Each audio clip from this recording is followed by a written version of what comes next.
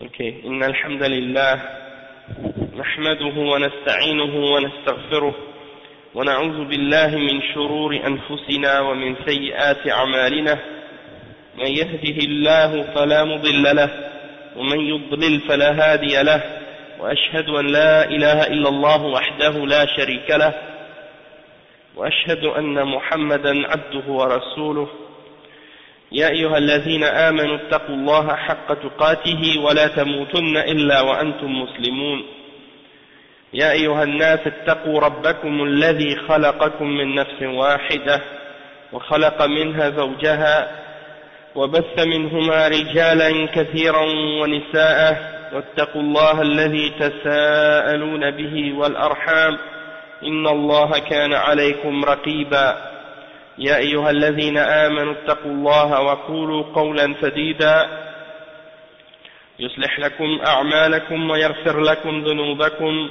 ومن يطع الله ورسوله فقد فاز فوزا عظيما أما بعد وإن خير الكلام كلام الله وخير الهدي هدي محمد صلى الله عليه وسلم وإن شر الأمور محدثاتها وكل محدثة بدعة وكل بدعة ضلالة وكل ضلالة في النار أما بعد.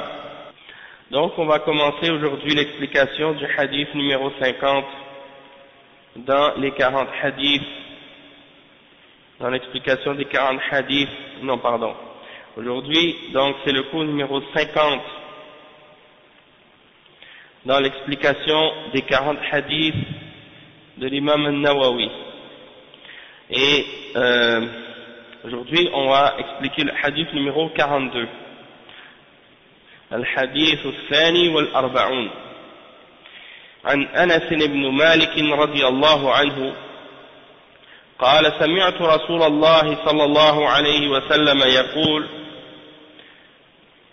قال الله تبارك وتعالى يا ابن آدم إنك ما دعوتني ورجوتني غفرت لك على ما كان منك ولا أبالي يا ابن آدم لو بلغت ذنوبك عنان السماء ثم استغفرتني غفرت لك ولا أبالي يا ابن آدم إنك لو أتيتني بقراب الأرض خطايا ثم لقيتني لا تشرك بي شيئا لأتيتك بقرابها مغفرة رواه الترمذي وقال حديث حسن صحيح.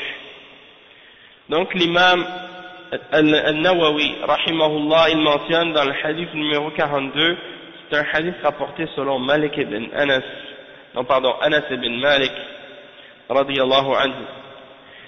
Il dit, j'ai entendu le messager d'Allah sallallahu alayhi wa sallam qui disait que Allah tabaraka wa ta'ala a dit: ô fils d'Adam, tant que tu vas m'invoquer et que tu vas avoir l'espoir en moi, je vais te pardonner ce qui arrive de ta part, et ça ne me dérange pas. Ô fils d'Adam, si tes péchés arrivaient jusqu'aux nuages qui sont dans le ciel, et que tu me demandais pardon pour ce que tu as fait, je te pardonne, et ça ne me dérange pas. Ô fils d'Adam, même si tu arrivais avec des péchés comme la quantité de la terre, tu m'arrivais avec des péchés qui étaient aussi nombreux que la grosseur de la terre entière, puis que tu me rencontrais sans avoir rien associé avec moi, je t'apporterai la quantité équivalente de pardon avec, ou je t'amènerai la quantité équivalente de pardon qui vient avec. Ça veut dire la quantité de pardon qui équivaut à la grandeur de la terre. Et ça c'est un hadith rapporté par l'imam al-Tirmidhi. C'est un hadith hasan sahih. Donc, Cheikh Al-Fawzan, il explique ce hadith. Donc c'est le hadith aujourd'hui, c'est le dernier hadith qu'on lit dans ce livre. Le Cheikh Al-Fawzan dit هذا الحديث من الأحاديث القدسية التي يرويها النبي صلى الله عليه وسلم عن ربه وفيه ثلاث جمل. Le Cheikh il dit ça fait partie des hadiths qui sont des ahadiths qudsiya que le prophète Muhammad sallallahu alayhi wa sallam rapporte de son Seigneur. Et dans ce hadith qudsi, il y a 3 phrases. Voici la première phrase. Le Cheikh il explique la première phrase. الجملة الأولى أن الله جل وعلا يخاطب جميع بني آدم فيقول سبحانه يا ابن آدم إنك ما دعوتني ورجوتني غفرت لك على ما كان منك ولا أبالي. يعني من أحسن الظن بالله عز وجل وتقرب إليه بالعمل فإن الله يغفر له الذنوب والسيئات لأن الله غفور رحيم على ما كان منك. فالإنسان يكون عنده مخالفات ومعاصي ولكنه إذا أحسن الظن بالله وتاب إلى الله ولم يقنط من رحمة الله واستغفر طلب المغفرة من الله غفر الله له جميع الذنوب. Donc le cheikh explique, il dit dans la première phrase de ce hadith, Allah subhanahu wa ta'ala il s'adresse à tous les enfants d'Adam et il dit ô fils d'Adam, tant que tu vas m'invoquer et que tu vas avoir l'espoir en moi, je vais te pardonner tout ce qui vient de toi et ça ne me dérange pas. Donc c'est-à-dire que celui qui a une bonne pensée à propos d'Allah subhanahu wa ta'ala et qui se rapproche d'Allah subhanahu wa ta'ala en faisant les actions nécessaires, alors Allah subhanahu wa ta'ala va lui pardonner les péchés et les fautes qu'il fait, les péchés et les mauvaises actions qu'il fait. Parce que Allah subhanahu wa ta'ala, il est Ghafurun Rahim, il est pardonneur et miséricordieux. Donc tout ce qui vient de toi comme péché et comme désobéissance, tant que tu es sincère, tu fais les œuvres qu'il faut, tu demandes pardon à Allah subhanahu wa ta'ala pour les péchés que tu fais, Allah subhanahu wa ta'ala il te pardonne. Donc un individu, un être humain, c'est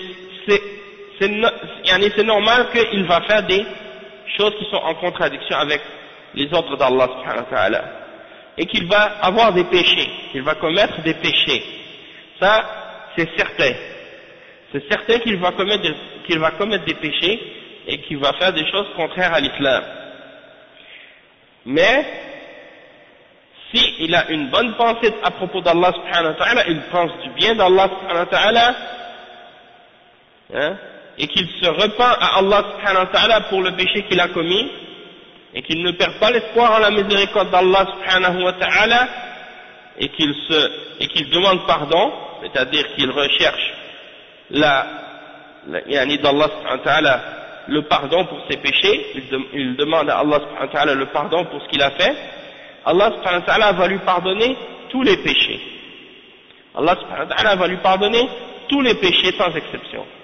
Allah subhanahu wa ta'ala il dit dans Surat Az-Zumar, le verset 53, قل يا عبادي الذين أسرفوا على أنفسهم لا تقنطوا من رحمة الله إن الله يغفر الذنوب جميعا.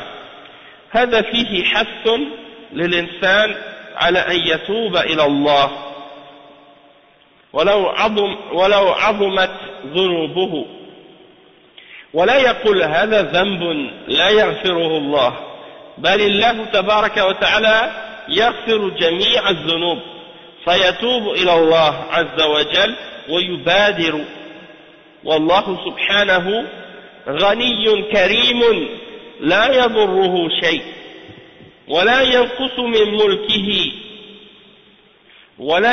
من ملكه أو مما عنده شيء ففيه حسن الظن بالله وتعلق القلب بالله وعدم القنوط من رحمة الله. Donc le cheikh il explique ici, il dit, dans ce verset, dans Surat al-Zumar, le verset 53,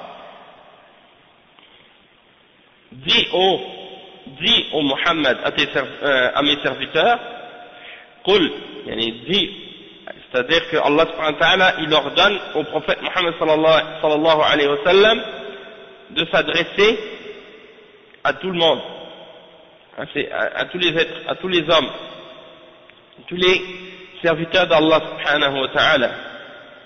Il dit, dis ô Muhammad aux gens, ô mon serviteur, qui a transgressé ou qui a dépassé les limites contre lui-même, qui s'est fait du tort à lui-même, ne perd pas l'espoir en la miséricorde d'Allah. Allah pardonne, certes, tous les péchés. Inna Allah yaghfiru dhunuba jami'a. Allah subhanahu wa ta'ala pardonne tous les péchés. Donc, dans ce verset-là, il y a une incitation pour que l'homme se repente à Allah subhanahu wa ta'ala. Même si les péchés qu'il a commis sont très, très grands. Même si les péchés qu'il a commis sont énormes. Donc, une personne qui a commis un péché, elle ne doit pas dire « Ah, ce péché-là, ça y est, c'est fini ». C'est-à-dire, quelqu'un ne doit pas dire ou penser que ce péché-là est tellement grand, Allah ne peut pas me le pardonner. Non, Allah subhanahu wa ta'ala, il pardonne tous les péchés à celui qui se repent. Même le shirk, celui qui demande pardon et qui se repent d'avoir commis le shirk, et le kufr, Allah subhanahu wa ta'ala va lui pardonner le shirk et le kufr.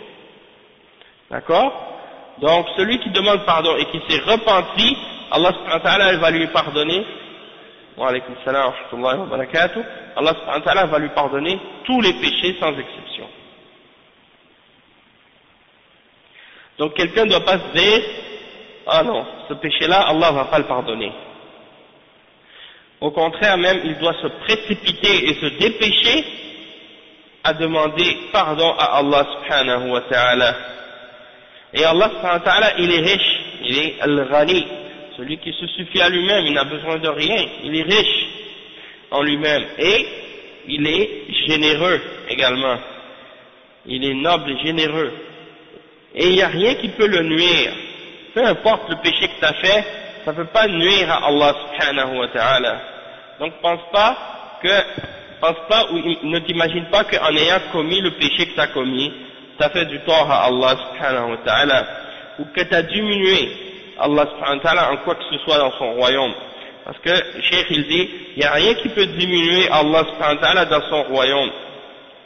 Il n'y a rien qui peut lui enlever de ce qu'il possède, de ce qui est auprès de lui.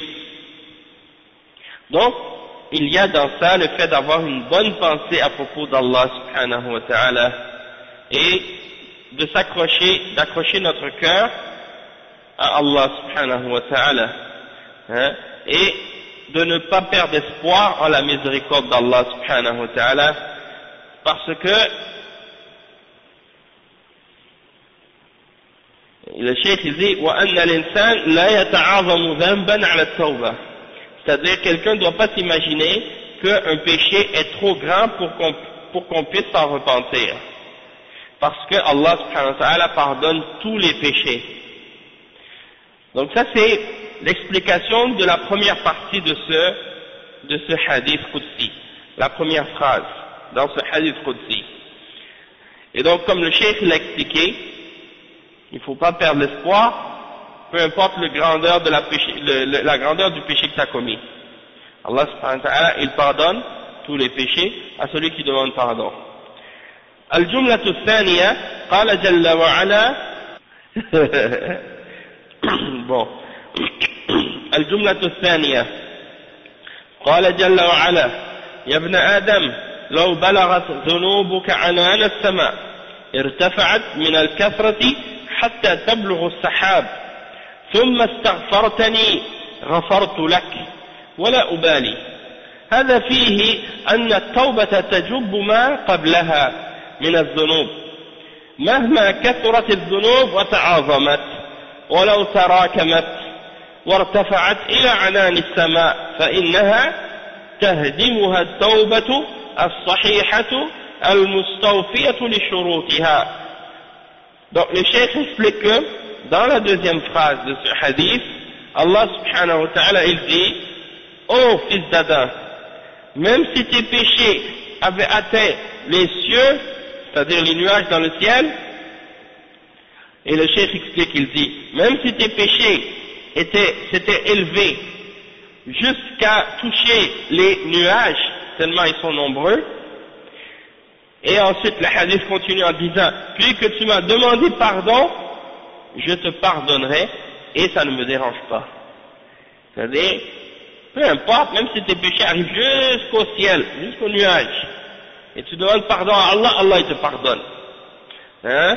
Donc ça, le cheikh explique que dans cette partie, dans cette phrase, il y a le fait que si quelqu'un s'est repenti d'un péché, eh bien ça efface complètement et ça annule complètement tout ce qu'il y avait auparavant comme péché, avant cette repentance. Donc, quelqu'un avait commis des péchés jusqu'au nuage, tellement il en avait fait des péchés. Puis il a demandé pardon, il s'est repenti de ces péchés-là, et bien tous ces péchés qu'il avait commis auparavant sont effacés complètement. Hein? Même s'ils étaient très très nombreux, et même si c'était des péchés énormes. Ok? Même si ces péchés-là s'étaient tous accumulés les uns les autres et empilés les uns par-dessus les autres, jusqu'à atteindre les nuages qui sont dans le ciel, eh bien, la tauba, la repentance, elle vient complètement détruire et éliminer et effacer tous ces péchés-là. Et donc, bien sûr, il faut que la repentance en question, elle ait respecté les conditions nécessaires pour qu'elle soit correcte et en accord avec une repentance que Allah va accepter. Donc le cheikh il énumère ensuite les conditions de la repentance qui est sincère et qui est correcte et qui est acceptée d'Allah subhanahu wa ta'ala. Il dit وهي أن يقلع عن الذنب وأن يعزم أن لا يعود إليه وأن يندم على ما حصل منه وإذا كان عنده مظالم للعباد يردها إليهم ويطلب منهم المسامحة. هذه هي التوبة الصحيحة وهذه هي التي تهدم الذنوب وإن بلغت عنان السماء كما في هذا الحديث ففيه الترغيب في التوبة وحسن الظن بالله عز وجل والمبادرة والمسارعة إلى التوبة. Le cheikh explique ici que dans la deuxième phrase de ce hadith, Allah, comme on a expliqué dans le début de l'explication, c'est que la repentance qui est correcte, elle doit respecter 3 conditions, ou bien 4 même, selon certains ulama. Qui peut me donner les 4 conditions? C'est quoi la condition de la tauba sincère? Ça c'est une condition. Oui, ça aussi, ça tu peux dire que c'est une condition, mais an-niyya c'est pas uniquement pour at-tauba, c'est pour toutes les adorations.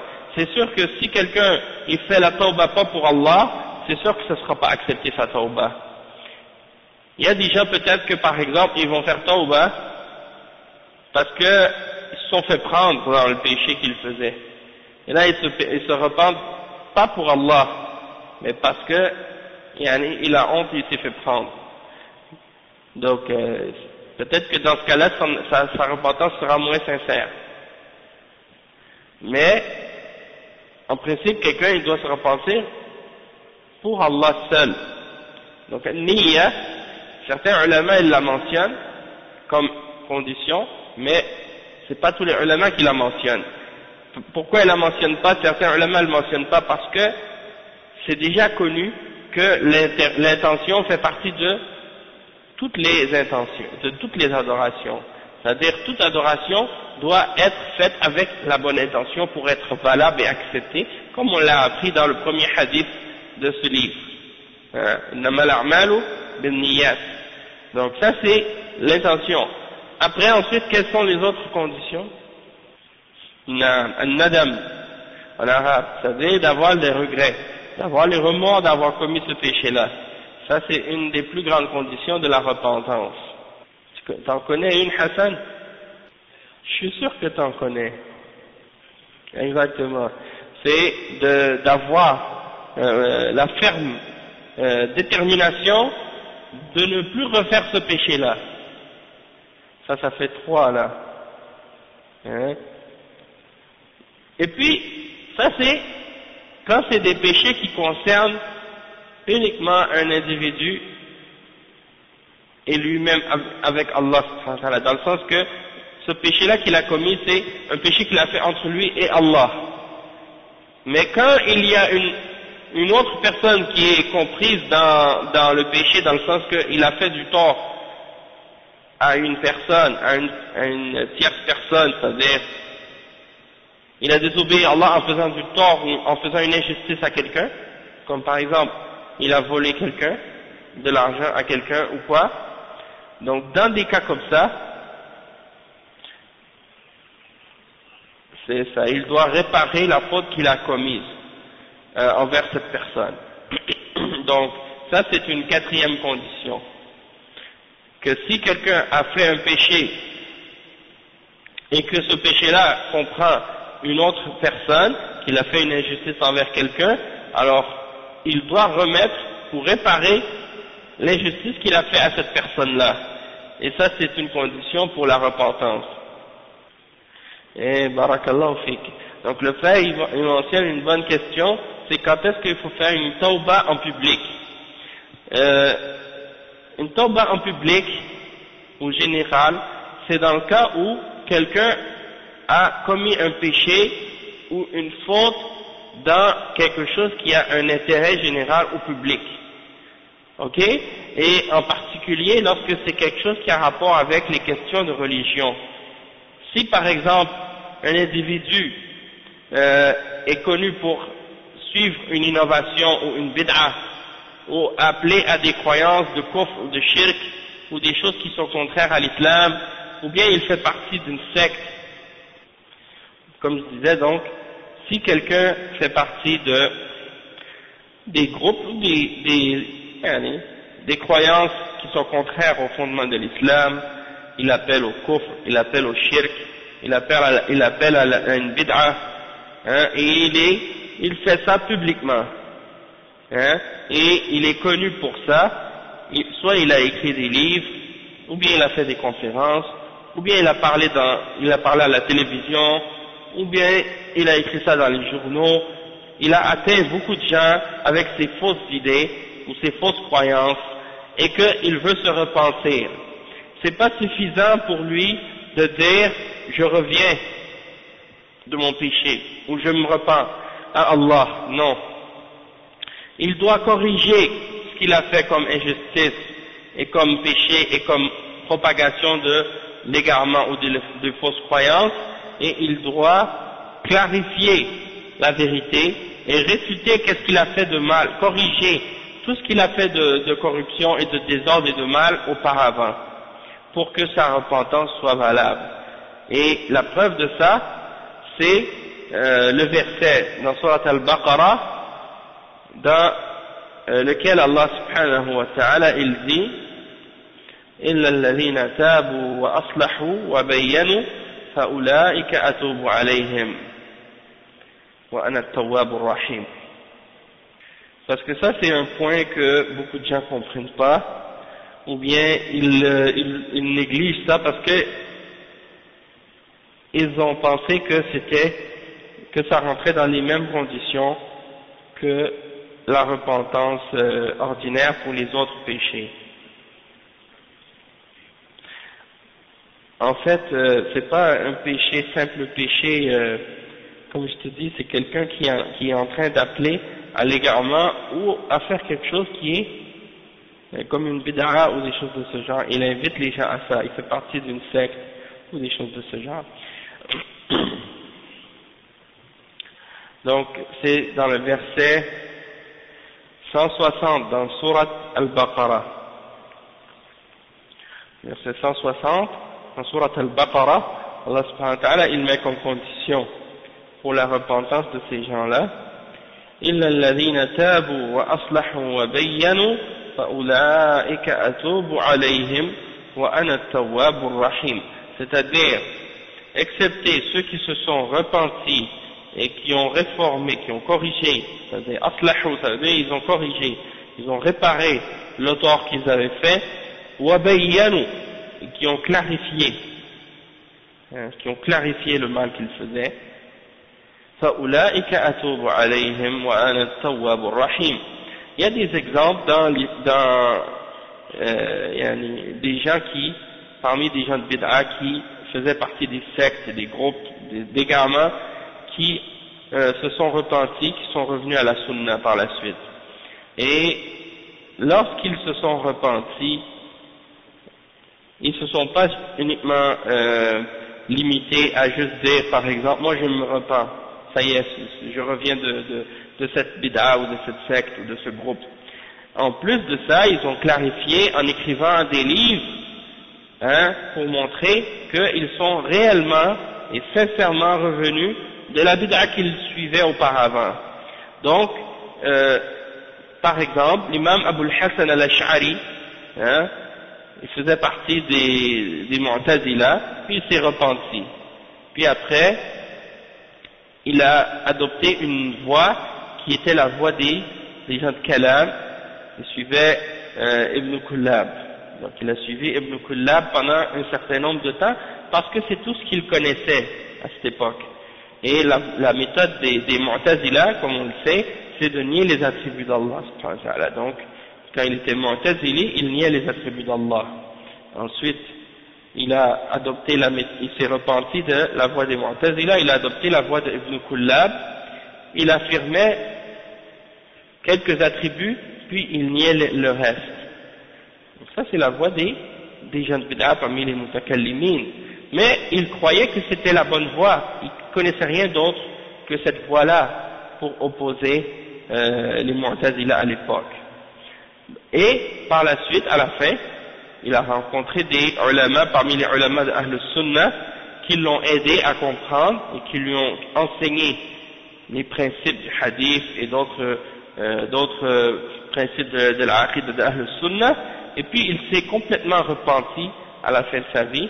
Il a affirmé tous les attributs d'Allah subhanahu wa ta'ala, puis il a écrit des livres pour clarifier sa dernière position, comme par exemple Al-Ibana fi Usul al-Diyana et son autre livre qu'il a écrit, Maqalat al-Islamiyyin. Donc dans ces livres-là, il a clarifié sa position et sa aqidah, il s'est repenti et il a réfuté les croyances qu'il avait auparavant. Donc ça, c'est des exemples de personnes qui ont fait ça. Il y a d'autres exemples aussi de gens qui faisaient partie des groupes de bid'a, soit ils étaient dans les sectes des Rafida, Shia, et quand ils se sont repentis et qu'ils sont revenus à la Sunna, ils ont écrit des livres pour réfuter les Rafida et pour montrer leur mécréance et leur égarement, pour montrer en même temps leur sincérité. La même chose, par exemple, pour des individus qui faisaient partie de groupes de mécréance, et d'autres tendances aussi, comme des gens qui faisaient partie des sectes des Batiniya ou d'autres groupes de ce genre. Et aussi des gens qui faisaient partie des sectes comme des groupes de Soufiya, comme par exemple Cheikh Taqiyuddin al-Hilali du Maroc, et il faisait partie des Tijaniya, il était dans la tariqa Tijaniya, et Taqiyuddin al-Hilali. Et quand il a accepté la Sunna et qu'il s'est repenti de cette secte, il a écrit un livre pour réfuter toutes les fausses croyances des Tijaniya et pour montrer leur mécréance et leur égarement. Donc ça, c'est des exemples qu'on donne au sujet des gens qui se repentent des croyances et des égarements qu'ils suivaient auparavant.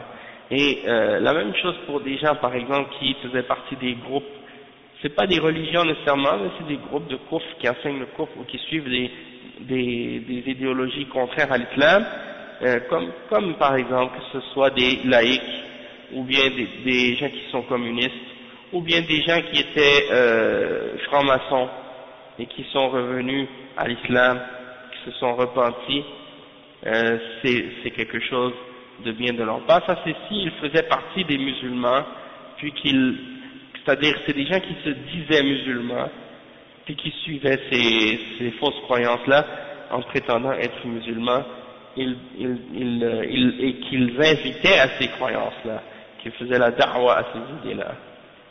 En fait, si ils ont écrit des livres pour se repentir et clarifier leurs erreurs et réfuter les égarements, en fait, qu'est-ce que les ulama ont expliqué, c'est que ils les acceptaient pas tout de suite, même s'ils se repentaient, c'est-à-dire ils acceptaient leur repentance, mais ils les rapprochaient pas tout de suite d'eux. Ils les laissaient pas tout de suite se rapprocher complètement, puis ils leur faisaient pas confiance tout de suite du premier coup. Hein? Ils leur donnaient toujours une certaine écart pour les mettre à l'épreuve et aussi pour voir est-ce qu'ils étaient sincères. D'accord? Donc ça c'est dans le but de faire attention, parce que c'est des gens qui étaient récemment dans l'égarement puis qui sont revenus à la droiture et au droit chemin. Non, des fois c'est comme ça, des fois c'est après leur mort, ou bien des fois même c'est durant leur vie, mais wa alaykoum salam wa rahmatullah, mais après qu'on ait vu que de leur part qu'ils ont vraiment et réellement et sincèrement changé. Donc ça c'est un point très important, ok? Donc les 4 conditions de la repentance telles que les cheikhs les a énumérées, comme vous les avez mentionnées vous-même, la première c'est de s'écarter complètement de ce péché-là, de cesser de le faire. Ça c'est la première condition que le cheikh il mentionne. C'est normal que si quelqu'un veut se repentir et qu'il continue à commettre le péché, eh ben c'est pas sincère comme repentance. Deuxième condition, c'est qu'il a la ferme intention au moment de la repentance de ne plus jamais le refaire. C'est-à-dire que dans son cœur, il pense pas à dire bon je vais le refaire demain, parce que s'il dit dans son cœur, il pense encore à le refaire demain ou après-demain ou plus tard, ben là c'est le signe qu'il n'est pas encore sincère dans sa repentance. Une des conditions c'est qu'il est fermement déterminé à plus jamais le refaire. Il dit ça y est, je ne le ferai plus jamais ce péché-là. Et la troisième condition, qui est une des plus importantes dans la repentance, c'est que la personne, elle trouve en elle-même un remords de ce qu'elle a fait. Elle a des regrets d'avoir fait ce péché-là.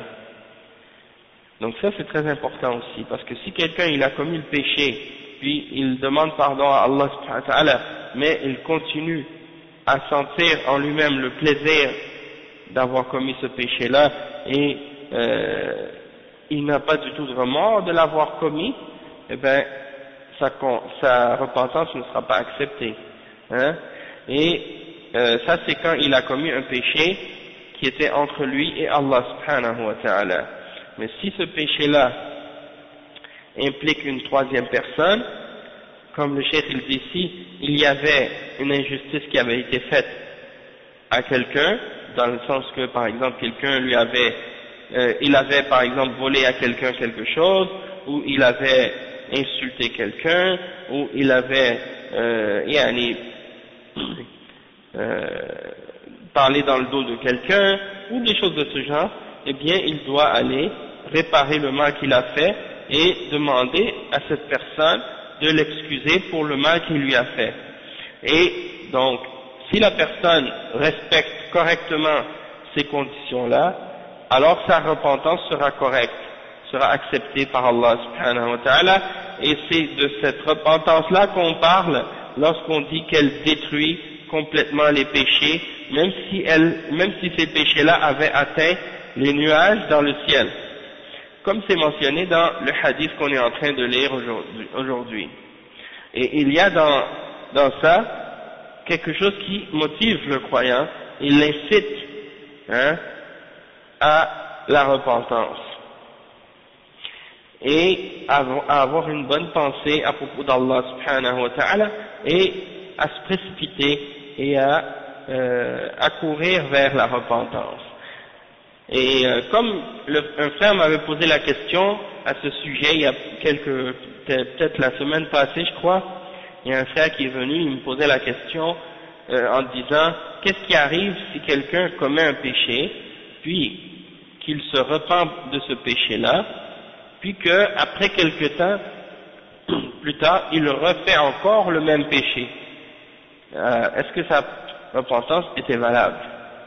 Eh bien, comme je lui avais répondu, que je lui ai expliqué à ce sujet, c'est que la personne qui s'est repentie et qu'au moment de sa repentance, elle avait respecté les conditions de la repentance et elle était sincère, alors dans ce cas-là, lorsqu'elle avait fait cette repentance-là, c'était accepté et c'était correct, puisqu'elle respectait les conditions. Puis par la suite, la personne, elle a eu un moment de faiblesse, hein, elle a suivi sa passion, puis elle est tombée encore une fois dans le même péché. Hein. Ça annule pas sa première repentance. Sa première repentance, elle est toujours valable. C'est juste que maintenant, il doit recommencer sa repentance encore une fois. Et même si ça va arriver par la suite plusieurs fois, du moment qu'il respecte les conditions de la repentance, à chaque fois ce sera toujours la même chose, ce sera toujours accepté tant qu'il est sincère. Ok? Mais si il commet le péché et puis qu'il demande pardon, puis dans son cœur il dit je vais le refaire demain, hein, wa alaykoum salam wa rahmatullahi wa barakatuh, eh ben, s'il dit demain je vais le refaire, ou la semaine prochaine je vais le refaire, ça c'est pas sincère. Et Allah subhanahu wa ta'ala, il sait ce qui est dans ton cœur. Il sait au fond de ton cœur si tu es honnête avec toi-même. Et si tu es honnête avec Allah subhanahu wa ta'ala, tu dis je vais faire le péché encore une fois même si je me repens. Allah il le sait. Donc c'est à toi que tu mens. C'est pas à Allah subhanahu wa ta'ala. Déjà Allah subhanahu wa ta'ala, il le savait avant même d'avoir créé les cieux et la terre, est-ce que tu vas le refaire ou non? Tu peux pas tromper Allah, tu peux pas lui jouer des tours. Et non seulement il le savait, il l'avait écrit aussi. Hein? Allah subhanahu wa ta'ala, il a écrit que tu allais commettre ce péché-là, et que tu allais t'en repentir, et que tu allais le refaire, et que tu allais essayer de te repentir, mais que tu respecterais pas les conditions. Déjà Allah subhanahu wa ta'ala, il savait ça, et il l'avait écrit. Hein? Et non seulement ça, mais il l'a voulu. Hein? Et c'est lui qui l'a créé. Tout ce que tu fais, c'est lui qui l'a créé. Donc, tout ça, c'est pour nous faire comprendre que nous, en tant que croyants, on croit en la prédestination, on croit en tout ce qui a été prédestiné par Allah subhanahu wa ta'ala, et puis, si Allah subhanahu wa ta'ala nous avait prédestiné un péché quelconque, une fois qu'on l'a commis, on doit se repentir. Et c'est ça qui est obligatoire pour nous de faire à partir de ce moment-là. Donc ça c'est en ce qui concerne les conditions de la repentance, et ça là c'est très important pour nous, surtout dans un endroit dans lequel les péchés c'est partout, hein. Il n'y a pas un endroit où quelqu'un va aller vivre, même si on fait la hijra dans un pays musulman où il y a l'obéissance d'Allah et où il y a plus de piété et il y a moins de péchés, il y aura toujours des péchés quand même.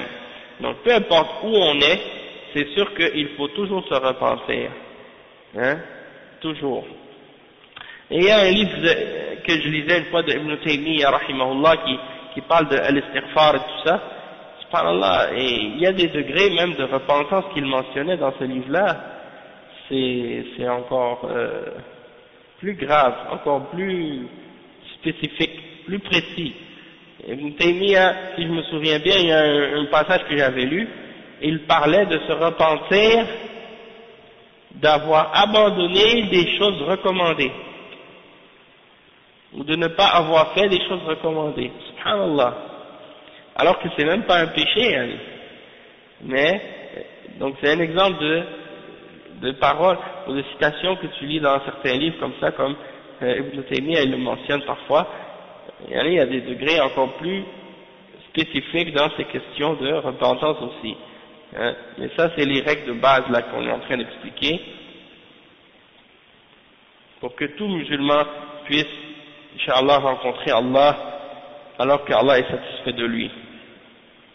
Donc ça c'est la deuxième phrase dans le hadith. La troisième phrase dans le hadith, le cheikh dit الجملة الثالثة وهي أعظم وأعظم قال سبحانه يا ابن آدم إنك لو أتيتني بقراب الأرض خطايا ثم لقيتني لا تشرك بي شيئا لأتيتك بقرابها مغفرة والقراب معناه الملء لو أتيتني بقراب الأرض يعني ملء الأرض الواسعة فلو ملأتها كلها خطايا ولكنك سلمت من الشرك بالله عز وجل فإنك لا تيأس من مغفرة الله لك وهذا كما في قوله تعالى إن الله لا يغفر أن يشرك به ويغفر ما دون ذلك لمن يشاء فالذنوب التي دون الشرك هي تحت مشيئة الله إن شاء عذب صاحبها ثم أخرج من النار وأدخل الجنة وإن شاء عفى عنه من أول وهلة ولم يدخل النار. Le cheikh explique la troisième phrase et il dit, dans cette troisième phrase, ça c'est encore plus grand encore que ce qui a été mentionné dans les deux premières, par rapport au pardon d'Allah subhanahu wa ta'ala. Allah subhanahu wa ta'ala dit dans ce hadith, dans cette troisième phrase, ô fils d'Adam, même si tu venais à moi avec des péchés équivalents à la grandeur de la terre entière, hein, même si tu avais des péchés qui sont plus grands que la terre entière, et que tu me rencontres, hein, tu viens à moi sans avoir rien associé avec moi, alors je te donnerai l'équivalent en pardon. Je te donnerai la même quantité, c'est-à-dire la quantité de la terre entière en pardon. Alors, le cheikh explique, il dit, Al-Qurab, le mot qui est utilisé dans le hadith quand Allah subhanahu wa ta'ala dit bi Qurab al-ard. Qurab al-ard, ça veut dire la terre remplie. Donc si tu venais avec une quantité de péché équivalente à la terre entière remplie de péchés, hein, donc toute la vaste, hein, terre entière, tu l'avais remplie de péchés au complet, mais que tu étais exempt de toute forme de shirk, tu n'avais rien associé du tout avec Allah subhanahu wa ta'ala, et que tu viens à Allah subhanahu wa ta'ala, hein, avec le tawhid, tu n'as pas fait de shirk, ne perds pas l'espoir en le pardon d'Allah subhanahu wa ta'ala pour toi. Le cheikh il dit, comme Allah subhanahu wa ta'ala dit dans le verset 48 dans Surah An-Nisa, Allah ne pardonne pas qu'on commette le shirk avec lui, et qu'on lui associe quoi que ce soit dans l'adoration, mais il pardonne tout autre péché à qui il veut. Tout autre péché qui est moins grave ou en dessous du shirk, Allah le pardonne à qui il veut. Donc, les péchés qui sont moins graves que le shirk, ils sont sous la volonté d'Allah subhanahu wa ta'ala. Si Allah veut, il va pardonner à celui qui l'a commis, et puis il va le faire sortir, il va le faire sortir de l'enfer. Non, en fait, le shirk qu'il dit ici, les péchés qui sont moins graves que le shirk, ils sont sous la volonté d'Allah. Si Allah veut punir la personne qui a commis ce péché-là, puis ensuite la faire sortir de l'enfer, et la faire rentrer au paradis, il va faire ça. Il va le châtier, puis il va le faire sortir de l'enfer après un certain temps, puis il va le faire rentrer au paradis. Puis s'il décide, s'il veut, il va le pardonner du premier coup. Il va pas du tout le faire rentrer en enfer, il va le faire rentrer directement au paradis. Donc, j'aimerais que quelqu'un d'entre vous m'explique les deux cas de la personne qui meurt et qui s'est repentie avant de mourir, et la personne qui meurt et qui commettait pas de shirk, hein, mais qui est mort sans se repentir alors qu'elle commettait des péchés. C'est quoi la différence entre les deux? Et puis, qu'est-ce qui arrive quand la personne elle meurt et qu'elle ne s'est pas repentie des péchés qu'elle commettait, mais qu'elle meurt sur le tawhid, elle n'a pas commis de shirk, qu'est-ce qui arrive avec lui et c'est quoi les possibilités? Hein? Ok, premièrement, la personne qui meurt mais qui s'est repentie de ses péchés et qui commet pas le shirk, elle s'est repentie. C'est quoi la différence? C'est quoi la différence entre celui qui est mort et qui s'est repenti avant de mourir de ses péchés et celui qui est mort mais qui s'est pas repenti de ses péchés mais qui n'a pas commis de shirk? C'est quoi la différence entre les deux?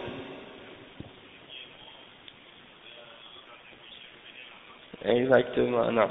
Donc c'est ça. Oh mon serviteur qui a fait du tort à lui-même, ne perdez pas l'espoir en la miséricorde d'Allah.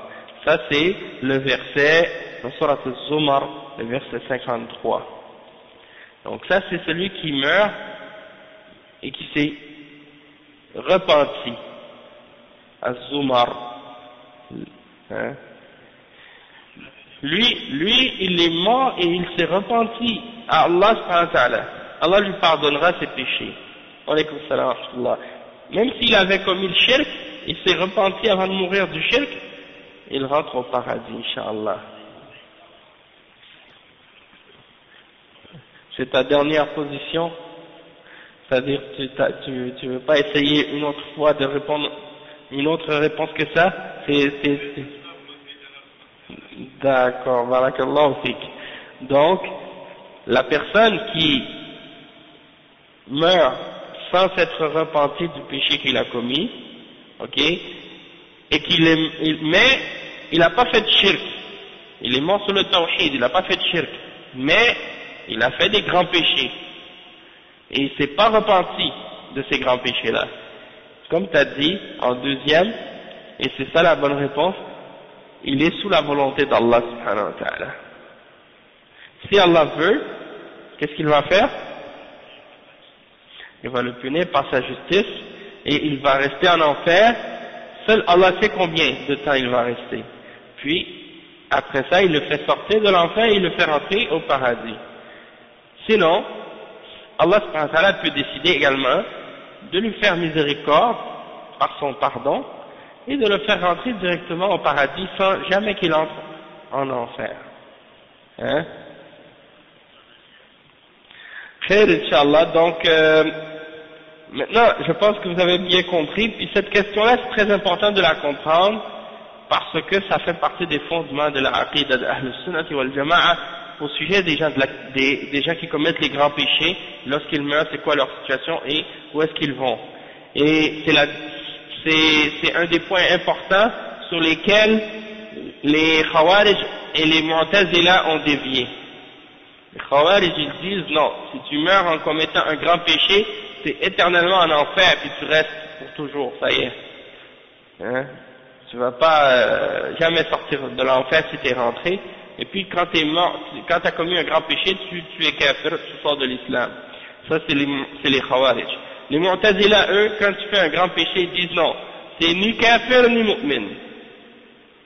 C'est entre les deux dans cette dunya. Puis dans l'akhirah, c'est dans l'enfer pour l'éternité. Ça, c'est les égarements. Oui, c'est ça. Donc ça, c'est les Mu'tazila, et bien entendu, c'est en opposition, cette parole, c'est en opposition avec les preuves du Coran et de la Sunna à ce sujet-là. Donc, ça, c'est qu'est-ce qu'on a expliqué à ce sujet. Ensuite, Cheikh Al-Fawzan, il dit, فدل هذا على خطر الشرك والعياذ بالله وأن الشرك لا يصح معه عمل ولا يطمع صاحبه بمغفرة الله ما لم يتب منه فمن مات على الشرك فإن الله لا يغفر له ومن مات على التوحيد ولو كان عاصيا وفاسقا ومرتكبا لكبائر دون الشرك وفيه سعة رحمة الله وعفوه وأنه إنما يكون لأهل الإيمان وأهل التوحيد لأتيتك بقربها مغفرة مغفرة تملأ الأرض مثل ما تملأها الذنوب ومغفرة الله أوسع. قال تعالى إن ربك واسع المغفرة لا يتعظمها شيء من الذنوب. Donc le cheikh explique, il dit que ça c'est la preuve du danger du shirk, wal'iyaz billah, hein, et que le shirk, une fois que quelqu'un a commis du shirk, hein, avec Allah subhanahu wa ta'ala, ou du kufr, aucune action ne sera acceptée, aucune action ne sera valable avec le shirk. Une fois que tu as commis le shirk, aucune de tes actions ne sera acceptée ou n'aura de valeur pour Allah subhanahu wa ta'ala. Et celui qui est sur le shirk, il ne peut pas espérer le pardon d'Allah subhanahu wa ta'ala jusqu'à ce qu'il se repente de ce shirk. Et celui qui meurt sur le shirk, alors Allah subhanahu wa ta'ala ne lui pardonnera jamais. Et celui qui meurt sur le tawhid, il aura la miséricorde d'Allah et son pardon. Même s'il était un pécheur et un pervers désobéissant et qu'il avait fait des grands péchés parmi les péchés capitaux, les grands péchés, qui sont moins graves que le shirk, eh bien il ne va pas désespérer du pardon d'Allah subhanahu wa ta'ala. Et ça montre la grandeur de la miséricorde d'Allah et de son pardon, et que son pardon sera uniquement pour les gens de la foi et les gens du tawhid. Et c'est pour ça que Allah subhanahu wa ta'ala, il dit dans ce hadith, je te donnerai l'équivalent de la terre entière en pardon, c'est-à-dire un pardon qui remplit la terre entière comme elle avait été remplie de péchés. Et le pardon d'Allah est plus grand encore, et plus vaste encore. Allah subhanahu wa ta'ala dit dans le verset 32, dans Surat al-Najm, Inna rabbaka wasi'ul maghfirah. Ton Seigneur, il est très large en pardon. C'est-à-dire que Allah subhanahu wa ta'ala, son pardon, il est plus grand que tous les péchés que tu peux faire. Et il n'y a aucun péché qui est trop grand pour être pardonné par Allah subhanahu wa ta'ala. Contrairement à ce que prétendent les chrétiens qui pensent qu'il faut qu'il y ait un sacrifice humain qui soit établi sur la terre pour que le pardon de l'homme soit accepté, et il faut que ce sacrifice-là soit tellement grand qu'il faut que ce soit Dieu lui-même ou le Fils de Dieu qui vienne se faire tuer sur la terre. Et ça c'est complètement, bien entendu, complètement ridicule, et en même temps c'est dire n'importe quoi. Premièrement, de prétendre que Dieu a un fils, ou bien qu'il est Dieu, que Jésus était Dieu incarné et qu'il s'est fait tuer, c'est une contradiction en soi déjà, puisque s'il était Dieu, il ne peut pas mourir, parce que déjà Dieu, il est le vivant, et donc c'est impossible pour lui qu'il meure. Donc du moment qu'il meurt, c'est pas Dieu. Donc c'est une contradiction, c'est complètement absurde, et de croire que Allah subhanahu wa ta'ala a besoin de ce genre de choses-là pour pardonner aux hommes, c'est de limiter la grandeur du pardon d'Allah subhanahu wa ta'ala qui est vaste et large. Donc Allah subhanahu wa ta'ala, il n'y a aucun pardon, il n'y a aucun péché qui est trop grand pour être pardonné par Allah subhanahu wa ta'ala. Le cheikh il dit ensuite, فهذا حديث عظيم فيه هذه الجمل الثلاث التي فيها البشارة لأهل الإيمان وأهل التوحيد، وفيها الإنذار لأهل الشرك والكفر بالله عز وجل، وحثهم على المسارعة للتوبة من الكفر والشرك قبل الموت، فمن مات وهو مشرك فلا طمع له في مغفرة الله عز وجل، أما من مات على التوحيد فهو وإن كان عنده ذنوب ومخالفات كثيرة تملأ الأرض فإن الله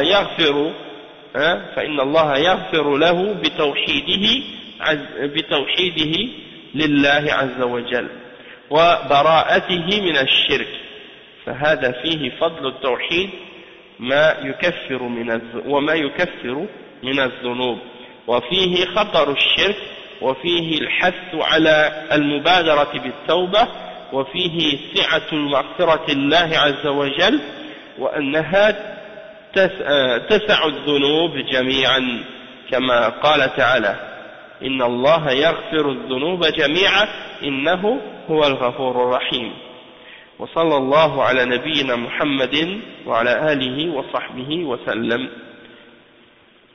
Donc le cheikh explique ici, il dit, pour terminer le livre et le hadith,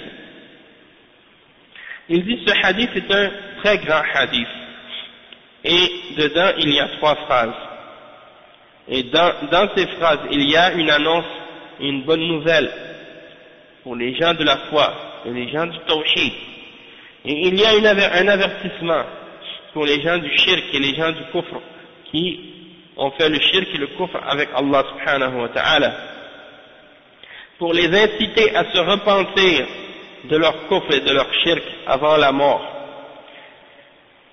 Celui qui meurt alors qu'il est mushrik, il n'aura aucun espoir du pardon d'Allah subhanahu wa ta'ala. Mais celui qui meurt sur le tawhid, alors même s'il avait des grands péchés et de nombreux péchés qui remplissent la terre entière, ou bien qui arrivent jusqu'au nuage, Allah subhanahu wa ta'ala va lui pardonner par son tawhid et par le fait qu'il s'est désavoué du shirk. Et ça nous montre le mérite et l'excellence du tawhid et ce que le tawhid peut venir effacer et expier comme péché. Et il y a également dans ce hadith l'explication du danger du shirk. Et il y a aussi dans ce hadith l'incitation de se précipiter vers la repentance. Et il y a également dans ce hadith la largesse du pardon d'Allah subhanahu wa ta'ala et que son pardon est plus grand que tous les péchés que quelqu'un peut commettre. De même que Allah subhanahu wa ta'ala il dit dans Surat Az-Zumar le verset 53 Inna Allah yaghfiru adh-dhunuba jami'a Inna Allah yaghfiru adh-dhunuba jami'a Innahu huwa al-ghafur ar-rahim. Allah certes pardonne tous les péchés et il est certes le pardonneur et le miséricordieux. Et paix et salut sur notre prophète Mohammed sallallahu alayhi wa sallam, sur sa famille, sur ses compagnons.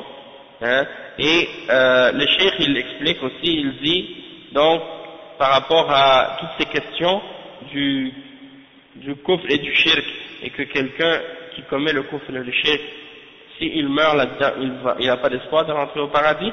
Et ça c'est un rappel en même temps pour tous les chrétiens, tous les juifs, tous les athées, tous les laïcs, les communistes, et les gens qui ne croient pas en Allah subhanahu wa ta'ala, qu'ils doivent se repentir avant leur mort, parce que s'ils meurent sur ces fausses croyances-là et sur ce kufr et sur ce shirk, ils n'auront aucun espoir d'entrer au paradis. Ils doivent accepter, c'est ça, la repentance du shirk et du kufr, c'est quoi? C'est de se convertir à l'islam, d'accepter l'islam et de se désavouer du shirk, de se désavouer de ce qui est adoré en dehors d'Allah, et d'affirmer ce qui est ordonné par Allah subhanahu wa ta'ala, et de nier ce qui est ordonné de nier, ce que Allah a ordonné de nier, et d'affirmer ce que Allah a ordonné d'affirmer. Donc ça c'est des principes très très importants. Et donc ça vient conclure le livre qu'on a étudié ensemble. Alhamdulillah Rabbil Alamin. On demande à Allah subhanahu wa ta'ala qu'il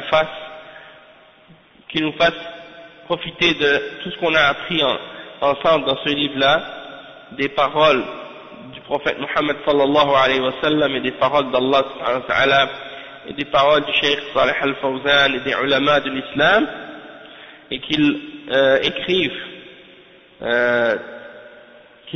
dans le livre des hasanat du Cheikh al-Fawzan toutes les bonnes œuvres et toutes les bonnes paroles qu'il a expliquées, et qu'il le mette dans sa balance au jour de la résurrection et qu'il le fasse, qu'il lui donne, que Allah subhanahu wa ta'ala donne à ce cheikh une longue vie dans la défense du Coran et de la Sunna et du manhaj des salaf al-salih,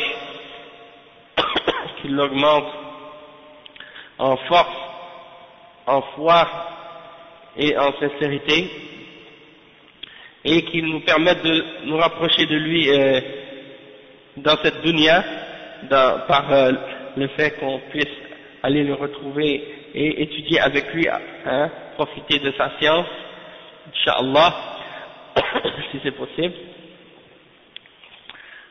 Parce que déjà d'être proche des hommes de science, c'est un bon signe pour un croyant.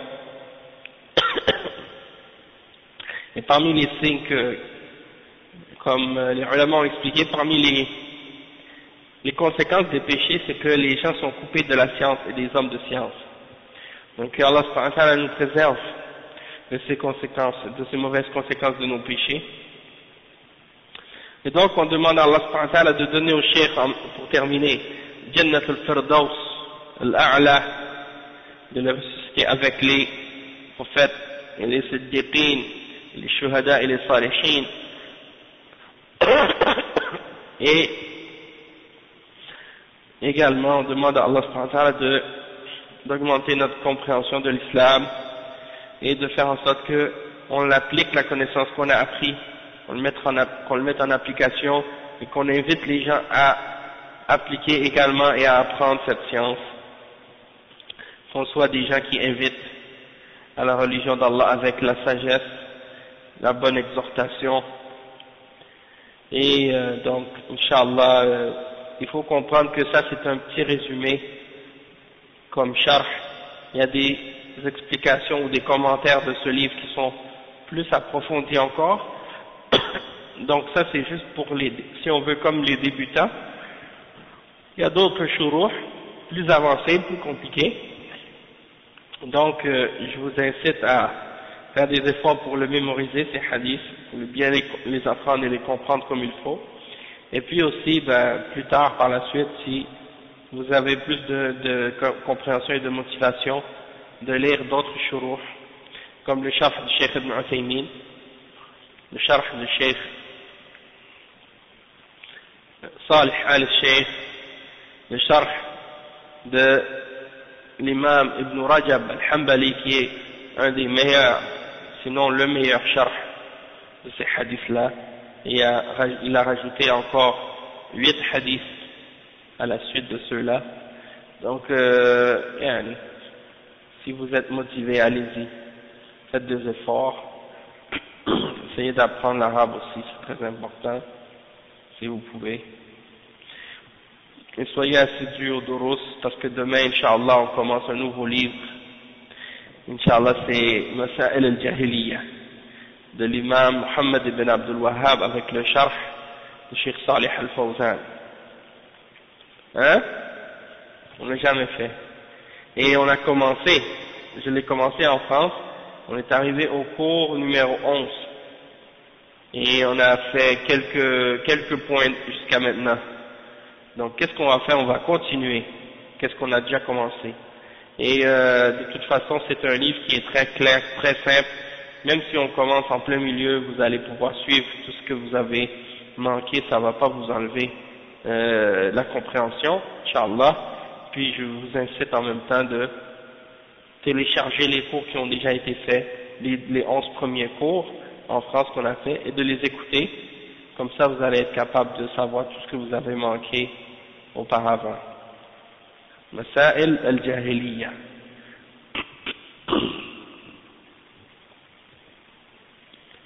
En fait, pour vous expliquer, c'est que Masail al-Jahiliya, c'est un livre qui est écrit par le Cheikh Muhammad ibn Abdul Wahhab. Dans ce livre, qu'est-ce qu'il a fait? Il a réuni 128 points parmi les choses qui caractérisent la religion des gens de la Jahiliya. Et il a mentionné les réponses d'Allah subhanahu wa ta'ala et du prophète Muhammad sallallahu alayhi wa sallam et des paroles des salafs à ces shubuhat et à ces questions que les gens de la Jahiliya ramenaient pour opposer les messagers d'Allah subhanahu wa ta'ala. Et donc, dedans, il y a des arguments et des preuves et des clarifications et des réfutations des plus grandes shubuhat que les hommes ont ramenées pour objecter ou pour s'opposer aux messagers d'Allah. Alayhim salatu wassalam. Donc vous allez voir que c'est un livre très bénéfique et qu'il réfute beaucoup des shubuhat qui sont présentement propagés dans le monde contre l'islam et qui sont propagés aussi à l'intérieur de la part des gens de Bid'a, parmi les Hizbiyin et autres. Donc il réfute les kuffars et il réfute les gens de Bid'a en même temps. Donc c'est un livre super, mashallah, très bénéfique. Je l'ai amené avec moi, si vous voulez jeter un coup d'œil. طيب, donc on va s'arrêter ici, Inch'Allah. Subhanakallah wa bihamdik, ashhadu an la ilaha illa ant, astaghfiruka wa atubu ilayk. Barakallahu fikum wa jazakumullahu khayran. Wassalamu alaykum wa rahmatullahi wa barakatuh.